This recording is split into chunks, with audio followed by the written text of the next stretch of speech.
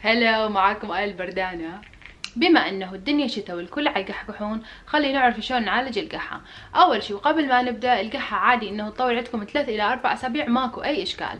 اكو نوعين من القحة: القحة صدرية اللي تخرخش ومعاها يطلع بلغم. على الغالب ممكن تستعملون دواء اسمه جوافينسين، راح يخليكم تقحون اكثر بس تطلعون كل البلغم اللي عندكم.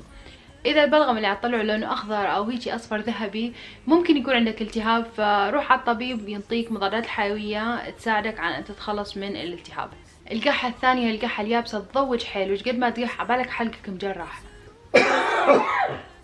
من هاي يعني.